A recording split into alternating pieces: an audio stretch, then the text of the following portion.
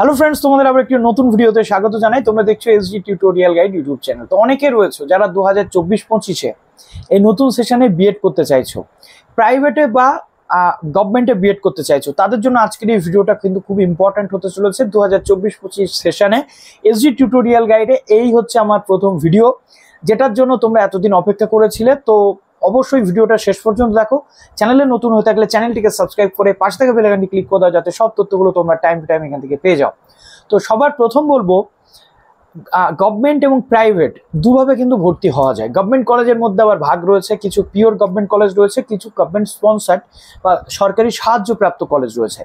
Pure government college আমাদের রাজ্যে হাতে গুনে মাত্র কয়েকটা রয়েছে, আর গভর্নমেন্ট স্পন্সার্ড কলেজও রয়েছে বেশ কিছু। সবচেয়ে বেশি 600+ কলেজ রয়েছে কিন্তু আমাদের প্রাইভেট বিএড কলেজ।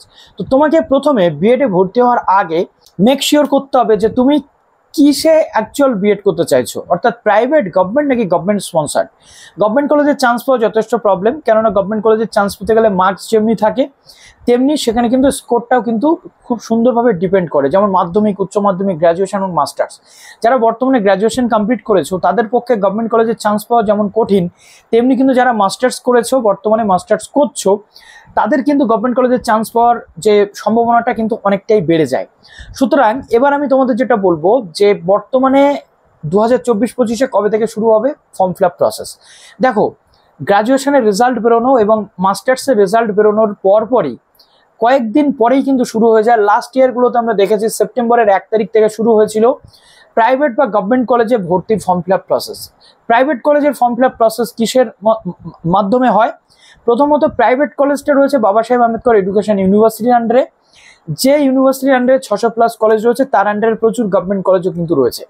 তো এই 600+ কলেজের ফর্ম ফিল আপ কিন্তু একটা নির্দিষ্ট সেন্ট্রালাইজড পোর্টালে হয়, যেটা ইউনিভার্সিটির ওয়েবসাইটে হয়। আর বাদবাকি যে গভর্নমেন্ট কলেজগুলোর ফর্ম ফিল আপ হয়, like Banipur college, like Hastings house, এই কলেজগুলোতে কিন্তু নিজের ওয়েবসাইটে গিয়ে তোমাদের ফর্ম ফিল আপ করতে হয়। তো লাস্ট ইয়ারে সেপ্টেম্বরের 1 তারিখ থেকে শুরু হয়েছিল। এবছর এখনো পর্যন্ত শিওর নয় কবে থেকে শুরু হবে, তবে ধরে রাখো সেপ্টেম্বরের ফার্স্ট উইকের মধ্যেই ফর্ম ফিল আপের যে প্রসেস সেটা শুরু হয়ে যাবে। আর যদি রেজাল্ট তার আগে বেরিয়ে যায় অগাস্টে, তাহলে কিন্তু বেরিয়ে যায়। উচ্চশিক্ষা দপ্তরের নির্দেশিকার ওপর কিন্তু এই জিনিসটা নির্ভর করে। উচ্চশিক্ষা দপ্তর যখনই বলবে তখনই কিন্তু এই ফর্ম ফিল আপের প্রসেস শুরু হবে। তো গভর্নমেন্ট কলেজে ভর্তি হওয়া বা প্রাইভেট কলেজে ভর্তি হওয়ার জন্য যোগ্যতার মাপকাঠি কিন্তু একই থাকে।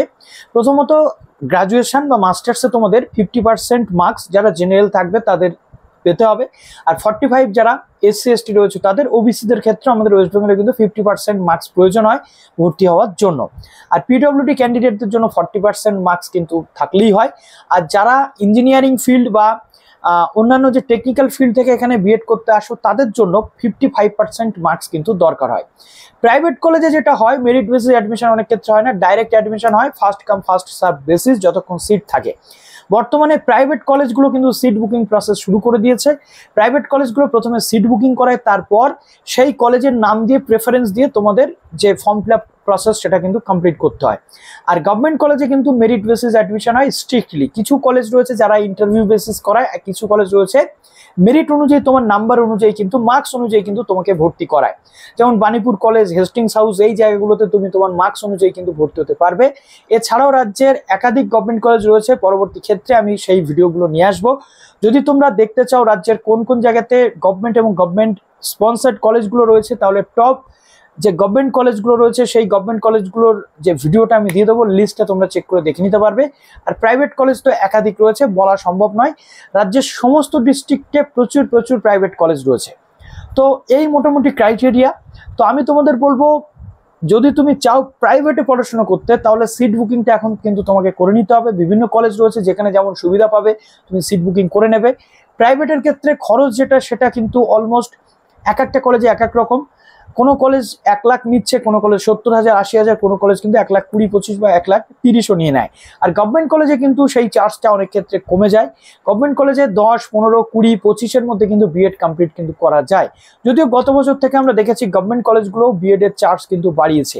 তো এই ছিল ইনফরমেশন মোটামুটি। এরপর যদি কোনো প্রশ্ন থাকে তোমরা কমেন্টে অবশ্যই জানিও। গভর্নমেন্ট কলেজ রিলেটেড বা প্রাইভেট কলেজ রিলেটেড যদি কিছু প্রশ্ন থাকে, এবং কিভাবে মেরিট বেসিস হয়, কিভাবে সমস্ত ডিটেল হয়, এবং বিএড রিলেটেড যাবতীয় তথ্য আমাদের চ্যানেলে তোমরা পেয়েই যাবে।